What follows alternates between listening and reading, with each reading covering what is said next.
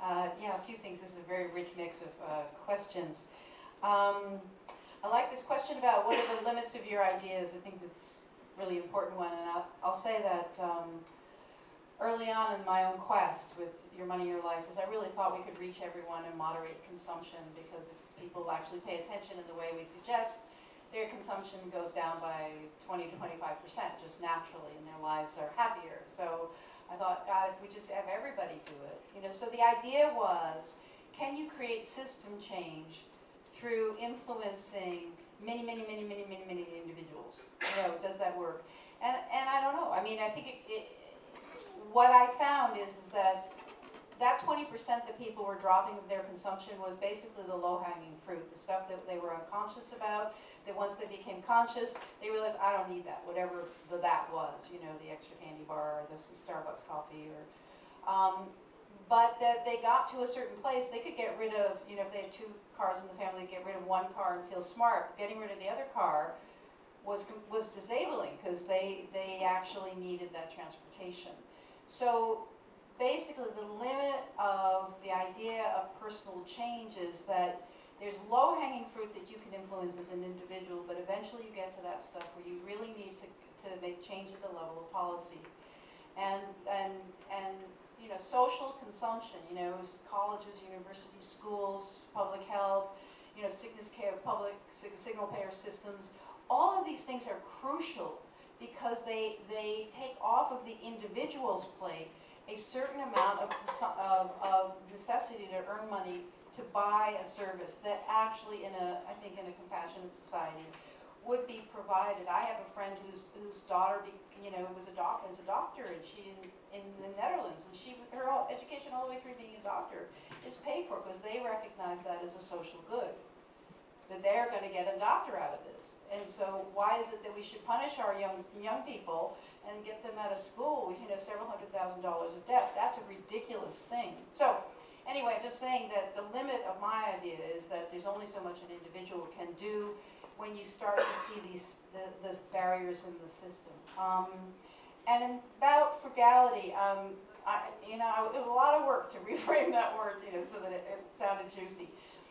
But I mean, really, 100 years ago, to say somebody was a frugal man was the highest form of compliment. This person is an excellent resource manager. Back in the Depression, squeeze the dollar till the ego grins. Somebody who knows how to do that was the most respected person in the society. So once again, I just want to point out that we've been engaged in a social education project called advertising, that has reframed our understanding of who we are. We have taken it in as our very identity. We've been informed that we're a greedy people, and we start to, rebel against it, but assume that deep down we are. We're not. So I just want to say that frugality, I define it as a high joy to stuff ratio. Maximum joy, minimum means. So when I'm talking about frugality, I'm talking about being smart, being present, having the fewest filters between me and direct experience of life. And also the question with children, and I have to say, I have not had children, I have not gone through this challenge, but I've talked to a lot of parents. And basically, it used to be that money was the way you taught values. You don't know the value of $1. Actually, our culture is such that we forget that everything's a trade-off. Kid, you spend your money on the ice cream, and you don't have your money to go on the horseback ride. And so basically, the assumption, for parents now is it's zero-sum game. It's like the parent becomes the pocketbook. There is no limit. And the parent who starts to try to place a limit is a mean parent. No, money is the opportunity to teach. Values are all about limits. I will this, I won't that. This I permit, this I prohibit.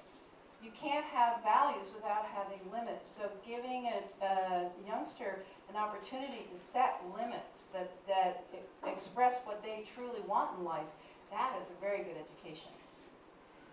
Okay, well, I know that there's so many more questions and also many more comments the rest of the panelists could make, but I really want to leave some time for you to interact with them, and to have some nice organic wine and cheese and everything else. Let's go consume and have some fun and have a little party back there. But before we do, I just wanted to say that the World Policy Journal, the esteemed World Policy Journal, actually published their new issue with the theme, How Much is Enough? And there are copies available in the back, which is a fantastic step forward. Shows us in the times. And thanks a lot to Bruno and Kate from World Policy Institute, Ginny and Lou from Demos for all you've done. I think it's been a wonderful panel, and I'd like to just thank everyone here so much for participating today. Thank you.